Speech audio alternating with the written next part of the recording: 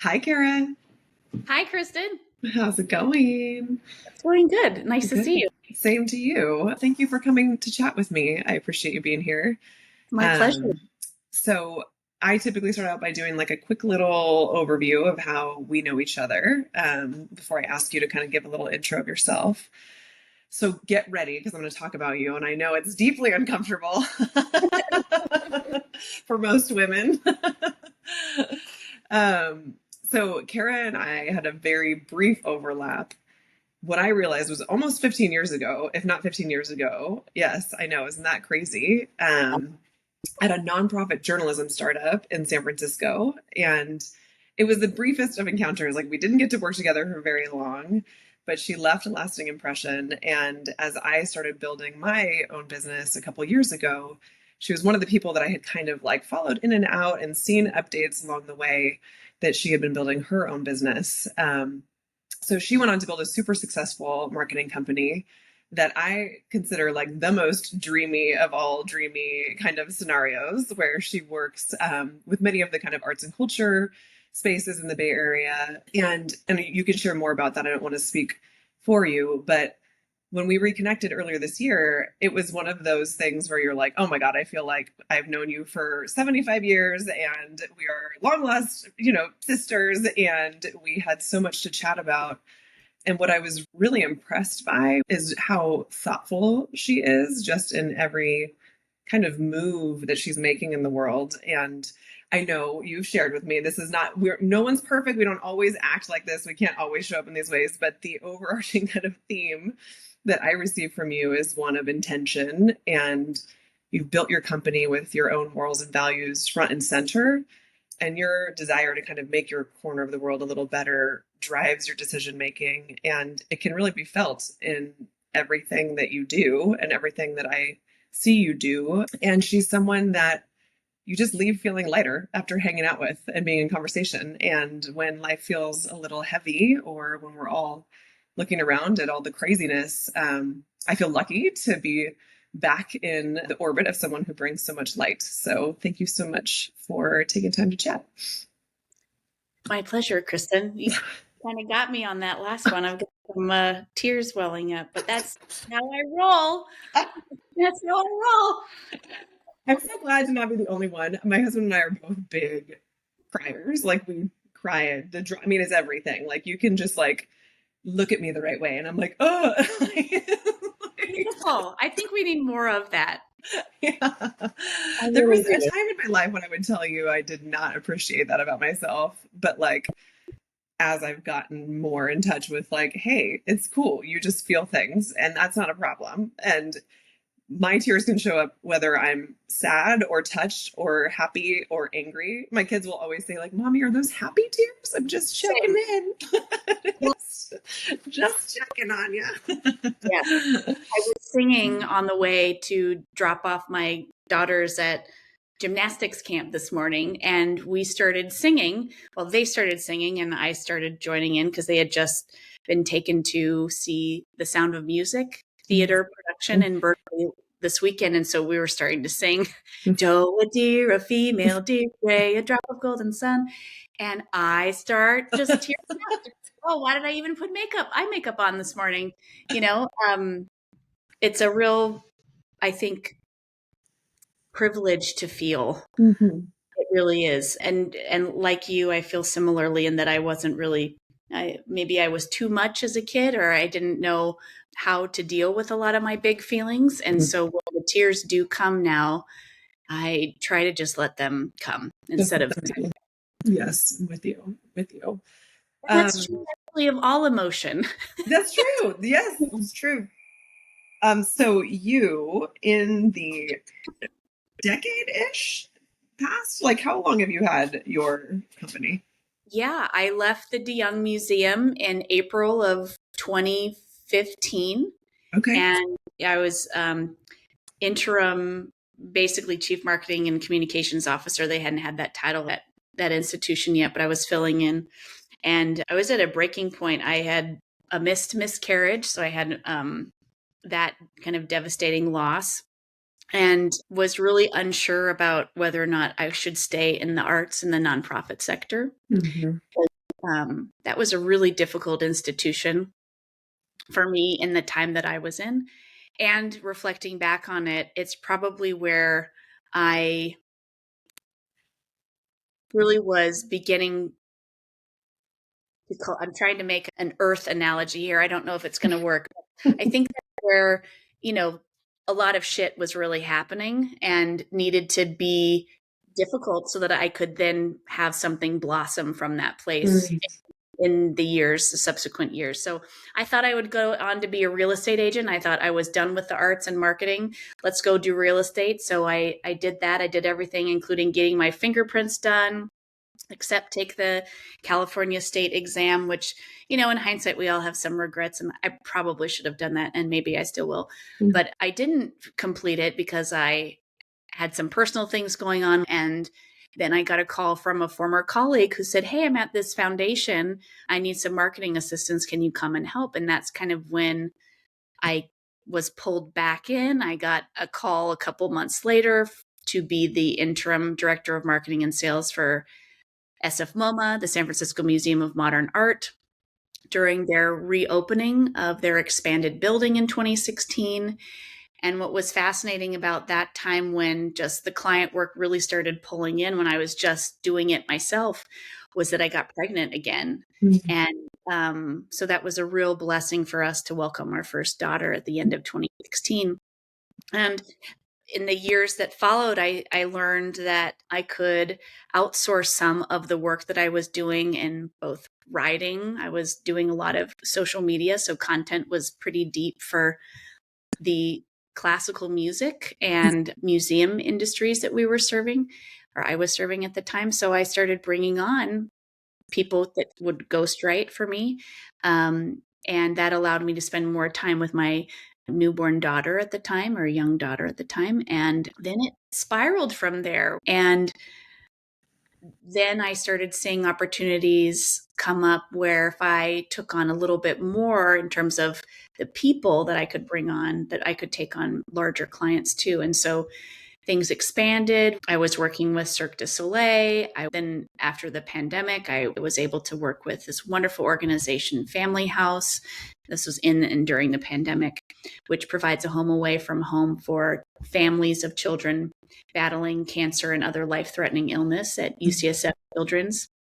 So it was a really special place in my heart. So to be able to support an organization like that with the marketing skills that I have been building for 15 years was really a remarkable kind of give and get. And that also made me want to do more work in the social good space. So that's still an area we'd like to do more business in, but we have a sweet spot in the arts, and particularly in music, dance, and the performing arts, as well as museums. But after the pandemic, in 2021, I recognized that actually the way that the business was going, I was paying too much in taxes between the self-employment tax and the regular tax. So we incorporated the business and we've expanded. And I just realized with adding a couple contractors, we're up to 17 different subcontractors. Wow.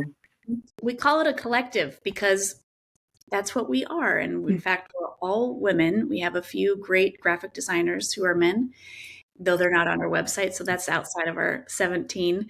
We really look forward to working together because, as much as we like the clients to stay, we actually want them to fly. We want them to get better at what they do in marketing and then be able to do it on their own. We can still assist as needed. But so that perspective on I'm not keeping a client forever is where we put our emphasis then on the collective. So on other, on the consultants. And that's been a really interesting study in both on a few different levels. One is that no one is an employee. So everybody gets to create their own schedule, decide what they want to work on, what they don't want to work on. We're collaborative in rates. We discuss, someone's going to be out of office for vacation or wanting to care for their family member or a friend. We cover each other so the client still gets the full scope of work, but we also don't break anyone's back, including our own.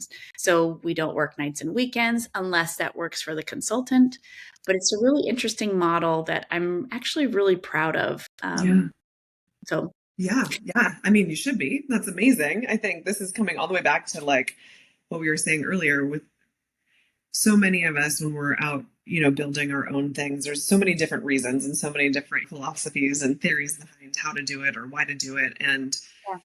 tapping back into where you find your integrity or what drives you, I think then if you build something around that, you're going to attract the right people that want to be a part of something that feels the way you've built it, right? Like I think where we get in trouble is when we don't quite know, and then we Yeah. maybe are building towards different ideals or certain things that we think other people think are the right way to do things. And I was saying this earlier to someone, there's no one size fits all for business ever, ever, ever, even with internal culture, right? Like as Yes. long as you are intentional about it and can speak to it and can speak about it and your why behind it, then I think it's all good because the right people then will find you and the Yeah. right people will want to work alongside you. And then you have this kind of incredible group of humans that are excited to show up and do what they're doing every day. I'm curious if part of what you experienced when things, were feeling not quite aligned in your work environment prior. We've talked about how you've shared something with me in the past, which is you're even more adaptable to change now because you're able to take better care of yourself. Like you are able to show up for yourself differently than you were then. Do you know if you consciously were thinking about that as you were building in the beginning, or was it just such a clear internal almost push against what you'd experienced that it's just the way it happened? That's a really good question, and one I'm not sure I could answer fully without giving it a lot more thought. But I stepped out of working for someone else because I thought that there was a lot of unnecessary meetings, unnecessary bureaucracy, unnecessary red tape, unnecessary gatekeeping. I think that's still pretty prevalent in the nonprofit world, though I hope that those silos are being torn down. I know that they exist still, and they exist in other industries certainly too. But it's really disheartening and disengaging Mm-hmm. when you have an entrepreneurial, get it done, how do we do this as a team, or I'll do it by myself. I mean, I have both of those capabilities, all of those capabilities. And so I was just tired of working so hard and not getting enough back. I had a manager at the Fine Arts Museums who just in my review, which, I'm hitting sales numbers, we're growing the team that had been decimated, we're building systems and rapport across other departments. And this manager told me that I needed to smile more. And it Oh was like, God. okay, great. First of all, now I look back on it and just I smile because I think it's silly, right? We shouldn't be telling people what to do like that, certainly not in professional settings. But like I was talking earlier about, I need shit to be able to grow great flowers later. Totally. Yes. Like it's the same thing. So I experienced so much frustration in those containers as an employee that I recognized that it's got to be better outside. My dad actually had been a freelance jingle writer for Oh, most of cool. my upbringing, and my mom certainly did freelance thing as a violinist and violist, and my aunt, I saw some of this. My uncle and aunt actually in San Francisco, architects. I saw different people in my family do things on their own, like be their own boss.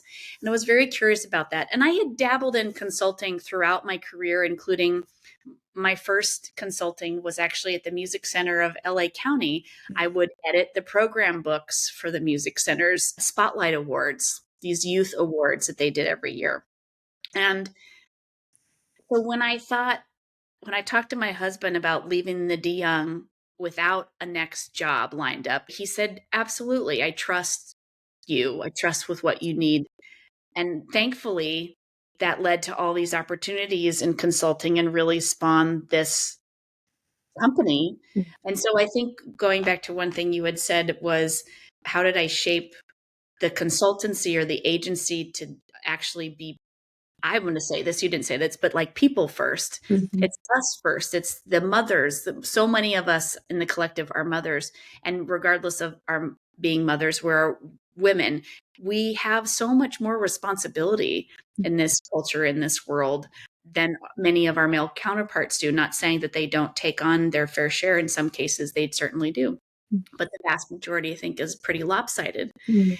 And when I started taking better care of myself, I noticed that I could show up for everyone better, not just myself, but for my daughters, for my husband, for my friends, for my extended family, for my clients, right? For my colleagues. Yeah. It's really remarkable. And it's so foundational. And a lot of my spiritual training, both in upbringing and what I've experimented and explored as an adult, and yoga philosophy as an example, they go back to the one, to Yeah. the self, Yeah. right? We're not taking care of this person first. Nobody else can take care of us, actually. 100. Yes. The putting the safety mask on Exactly. first, right? Like Oxygen there is, mask on first. yes, there's Absolutely. something very Yeah.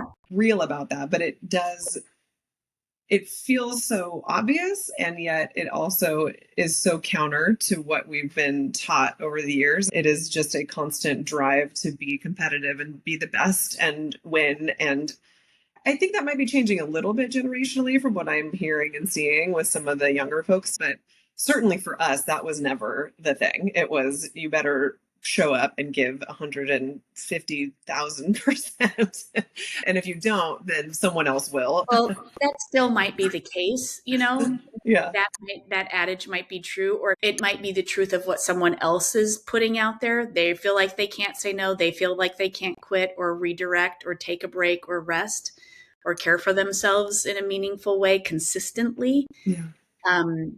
But I know that that doesn't work for me. Yeah. And the proof is really in the pudding. I mean, the way that I was caring for myself, you can see it from a physicality standpoint. I mean, you remember, actually, maybe I didn't look like this when we met. I have taken such better care of myself that even my children don't recognize photos of me from before. Wow. Wow. And that's pretty remarkable, but it's a must have. Mm-hmm.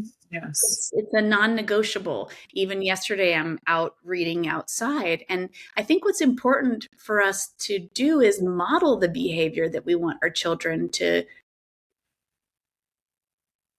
consider including as they become adults. Yeah. And modeling self-care in healthy ways is really, I think, imperative for us as parents. But anybody who is seeing, actually, I think it's true for anybody.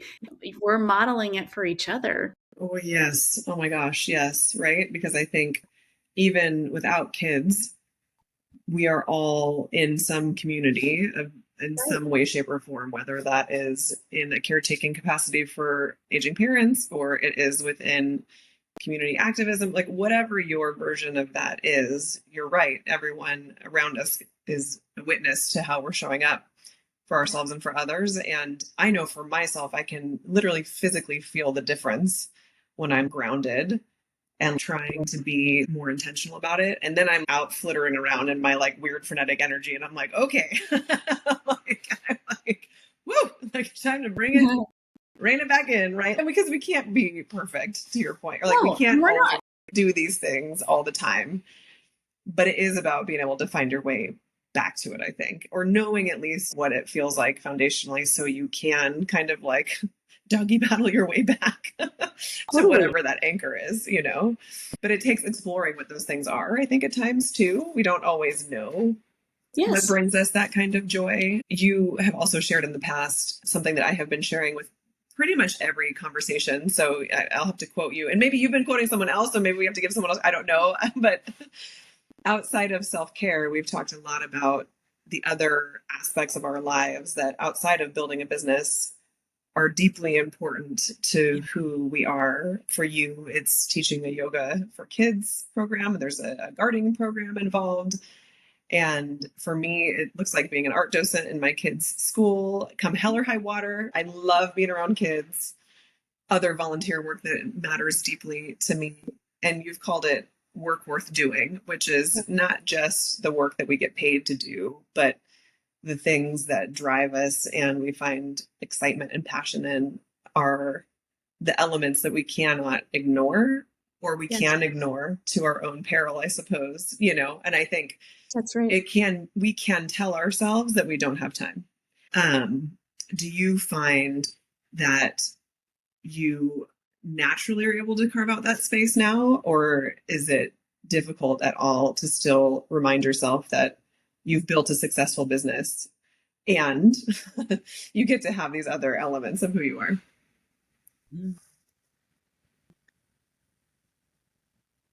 I never really put I have a successful business that's on a shelf, Yeah. and it stays there. I don't necessarily think of it like that. And in our conversations, I've really appreciated you reflecting back to me what I don't necessarily see, Mm. which is a successful business that I have built. And I appreciate that. Yeah. With regard to carving out the time, I was reflecting back, I think when we had coffee in person a few months ago, I think that was at the time where the garden club that I had initiated for first and second grade at the kids' school was starting. And then I was also I think I had maybe gotten an opportunity to teach kids yoga by that Mm-hmm. time. Yeah. And those are the things that really are important to me right now in terms of what I do with either my volunteer hours or the work worth doing. There's this knowing, there's this inner knowing, there's this peace. It's the closest thing I can relate it to is if you feel contentment in being someplace, if you're really present somewhere. But it's not any of those things, and yet it's also all of those things, if that makes any sense. Because Yeah. the feeling of, I put away oh, I don't have a flourishing garden. I know so little still. I see all my gaps. Yeah. But it actually doesn't matter because who's doing it? Am I doing it or is somebody else doing it? No, I'm doing it. So, okay, let's do Yeah. it. Let's make this whatever it can be. But I think now I'm I'm trying to be a lot more in flow state. So understanding that things are going to work out, Mm-hmm. trusting that they're going to work out. It doesn't mean a lack of action. It doesn't No. mean a lack of right action either. Yeah. Yeah. So I'm trying to be more in a state of I'm going to be authentic and truthful about what I can do for others and to try and do it with less of holding on really tightly and consider what it feels like to hold loosely, to carry things Mm. loosely. Remember that just like we ourselves are flawed and imperfect, take what you need and leave the rest. Oh my. With the past, and the Yeah. same thing with the past. And that's something I've done a great job of carrying for a long time is my past mistakes or the past burdens or issues from childhood, etc. But when you leave what you don't need in the past, you don't have to carry it in the future. And it just, I think, unharnesses you to be a light being of Mm. love and kindness. And boy, do we need more of that in our day-to-day lives, I think, and in our general culture. And more people deserve to feel love and valued just for who they are. I love what you said around things will work out if we can let go of the reins just a little bit. I think when Yep. we think about our just daily lives and what we have in front of us, that is true. And I think the difficulty is it's like, yes, but with the tiny caveat that it might not be in the way you think it's going to be. I think when we think it's all going to work out, it's like with this very specific vision in our minds. And I think that is another interesting thing that comes with getting older and some wisdom is like things do work out generally. They just might look a whole lot different than what you thought. Exactly. That's where the trust piece comes in, right? Yeah. That I didn't know that I would end up here, and I don't know where I'm going to end up in 10 years, 20 years, 30, 40, right? I don't know Yeah. what's going to happen over the next year to 2 years. There's an element of letting go when you trust. It's the trust fall, realizing that you're going to be caught or you're going to land Yeah. just fine. That it's not about, oh, it's going to work out this way. Yeah. I have a new lens to look through, which is a lens of curiosity. Yeah. How is it going to work out? I wonder how this is going to unfold. I wonder how the pieces are going to fall into place. Yeah. Yes. How Yeah. might they? Right? There's still too much tightness when you think that this is going to fall into place. This, and this. No, I'm fascinated by the synchronicities that happen in my life. I want to say something too really important, Kristen, in this conversation, which is the way that I talk to myself has changed drastically over the Mhm. years. Mm. It's changed from when I worked at the San Francisco Symphony, from earlier when I worked at the Santa Rosa Symphony, to when I worked at the LA Opera, when I was going to school in Los Angeles, even when I was on a swim team in high school. Things really have evolved in the way that I speak to myself. And I want part of the work worth doing, I think, in working with young people and even just in community is to say, you need to practice loving kindness to yourself, Yeah. because the shift is truly in this being in us first. Yes. And when I am more understanding of myself, you really wanted to get a lot more on your to-do list done, Yeah. didn't you today, Kara? Yeah. Well, I think you still did a great effort. Let's see what you can do tomorrow. Is there anything you want to adjust? Okay. Try to get up a little earlier. Try to go to bed a little earlier. That's a constant for Yeah. me. What can you do to help yourself? But Yeah. don't berate yourself. Don't Mm. tell yourself that you're not good enough. Don't tell yourself that you're shit, that you couldn't do it, that you're dumb. And when you transfer that mindset shift to be curious, kind, Mm. supportive, your whole inner ecosystem and world changes, and then so does your outer one. It's a powerful practice. Oh my gosh, absolutely. I think I I never understood the power of mindset until very recently, which is interesting because I spend a lot of time in my head. So, and like you would think someone that spends a lot of time up here, I would have been a little bit more clued into that. But I think it took other people sharing the power of it with me. You know, the coaching program I went through, you don't get to move past go until you've done the foundational mindset work. Just an awareness and a foundation of being cool with yourself. It's Yes. irreplaceable and it's priceless. Yes. And it's free. It is something that you can do for yourself. And I think we tend to look for things that, like, oh, if I follow this formula or if I do this, then this is going to make me better or going to make me show up differently. But ultimately, it is on you to do the work. Do you feel like there was a moment in your life or on this journey, because you share this in a way that is such a clear marked difference from where you saw yourself before and to where you are today?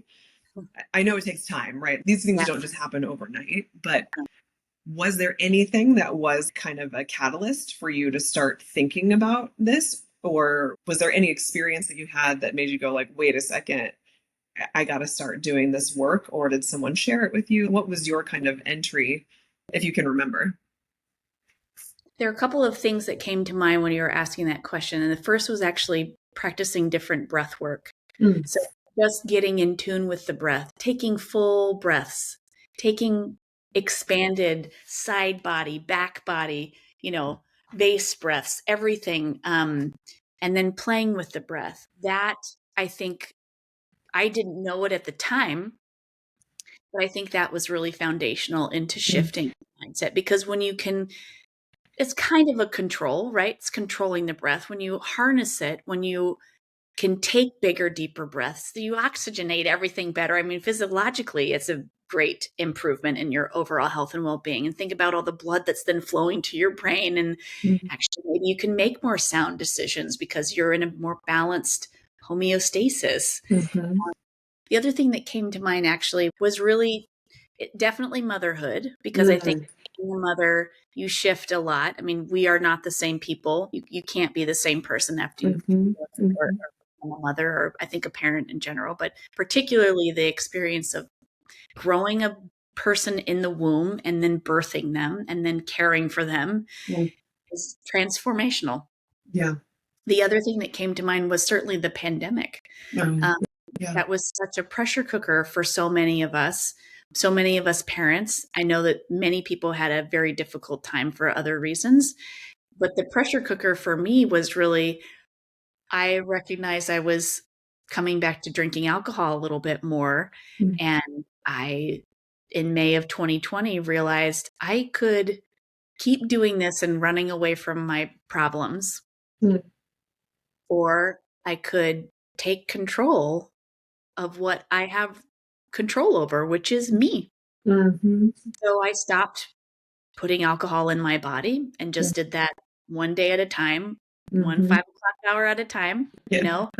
and one day became 2 days became a week became months. And Mm-hmm. then here I am at over 5 years sober Wow. from alcohol. And when you recognize what you're putting in your body, Mm-hmm. what you watch, what you smell, what you taste, what you drink, what you listen to, Mm-hmm. right? Where you put your body, when you recognize the power that you have yourself, there's really nothing that can stop you, I think, Mm-hmm. from tapping into your inner essence, your inner power, your inner fire, your just the self. How do you get to know yourself? And I feel like in our society, and I think it's probably always been the case, at this stage, we're being told so much of what to do, what to think, how to act, because we have these devices that control our attention. But when Yeah. we guide how we use our attention with intention, Yeah. Yeah. then we're unstoppable. And I think that that's what's scary to most politicians or other people looking to make money on our attention, Mm-hmm. Yeah. is that the more that they distract you, the more profitable you are to them. Yeah. Right. But I don't want to be a cog in somebody's wheel. Yeah. I'm not Yes. here for that. I'm here for me. I'm here for my own evolution, my own contributions. Again, the work worth doing. I'm here to see what I can achieve, how I can give, how I can grow, how I can be in community. I think there's so much of that that's needed. Yes. Oh my gosh. I want to just very quickly double down on the concept of getting to know yourself again, because I think particularly women of our generation in the like, let's just say middle to later middle age ish, we came up during a time when that was not necessarily, I don't even know what that, I wouldn't have known what that even looked like. I performed, I did the thing I was meant to do. And none of this is necessarily all bad. I want to be careful. I think sometimes we have this tendency to throw the baby out with the bathwater. So much of who I am today is because of the way I came up in the world, right? And so it's not all bad. There are definitely pieces that it's time to release or that no longer serve. But I think in the like getting to know yourself, it can be real weird. Like it's like, what? Wait a second. It can be a bizarre experience when you have kind of gone through the world thinking of yourself in a certain way, Yeah. showing up to things in a certain way, believing certain things. It can feel disorienting at times when you're getting to know yourself again. So I think putting that out there for anybody that might be starting that journey, that it's not always comfortable to It's go back to it's extremely uncomfortable. I think the pandemic, the last couple of years of the pandemic, and even as we were starting to come out of it, I was definitely in a cocoon. I yeah. mean, I in the cocoon of the sense of who I was being, birthed into at this stage. If I reflect back on that time, it was definitely an exercise in trusting that it was going to all work out, though I hadn't really believed in that concept. I just knew I needed time. And the sabbatical I took 6 months, where I came back last March 2024 after 6 months away from the business, was still, I think, part of the cocoon, Mm-hmm. because I didn't know quite how to show up in Yeah. the world as myself. And that felt odd. Yeah. But just like as I'm learning how to transition poses in yoga asana practice, or transition, between the gardening club, transition between meetings. If you give yourself a little bit more space and time to breathe and trust that it's going to fall into place, be curious about how it's all going to fall into place, I find that approach calms my nervous system in a way that allows me to both do the next needed thing and to trust that shit's going to work out. Yeah. I love it. Last question I ask everyone, and I've asked you this before and you gave me a beautiful answer. I ask everyone, because so much of the work that I'm focused on right now is around what does it mean to build a legacy with intention? And so much of it has to do with building lives, careers, etc., that we feel authentically proud of, not what somebody else tells us we should be proud of or how to build. What does building a legacy mean for you?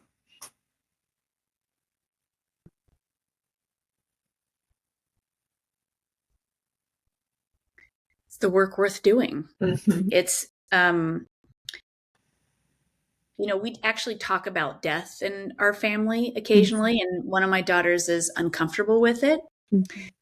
But I think it's important because we're all going to die. These bodies are going to die. And we're going to leave a legacy, right? What kind of person do we want to be remembered as? And that helps us live a life more fully if we think about our limited time. Yeah. I think the legacy, and often my prayers at this stage in my life, are that I can be everything that I need to be, kind of my highest, brightest self, for the good of all involved. So I want to be who I need to be for myself and whoever else needs it in and around my orbit. And that's such a privilege to think about. But it's really something that all of us have an opportunity to do in whatever size community that we're in all kinds of circles. We all just did our part. So it's that same aspect of, if we all take care of one person, actually ourselves first, right? Take care of ourselves first well. Yeah. But that's the fascinating part that I've learned in the last few years is, right, I'm taking on so much more. Where did this capacity come from? It did. And I love what my mom said when she was reflecting back and told me about how she didn't know how she was going to love another baby. I was the firstborn and she had a second 3 years after me. But just like my mom, more love arrived when it needed to. More capacity arrives when we need it to. And it's so beautiful to think of your life as a magical journey. People are going to come and go and be part of it in short and long-term ways. How are you going to be that for somebody else's magical journey? There's so much seriousness. I'm very guilty of that. There's so much seriousness in the world, and generally speaking, so many of these systems are man-made BS that actually don't matter, What is the stuff that really matters? Cut out the clutter as much as possible. And when I do that, I get recentered, and I think that's the kind of legacy I want to leave, right? Yes, I love it. It's amazing. I love what you are doing, and I love that you are showing up so authentically for yourself. Thank you. I appreciate it, Chris. It's always nice to chat with you. It's really a privilege to have an opportunity to talk about things that this is work worth doing, right? Yeah. It's a conversation. I think we have to remember that money isn't everything, but time, both how we give it and what we do with it, is very valuable. Anyway. Agreed. Thank you again. You too. My pleasure. Bye. Talk to you later. Bye.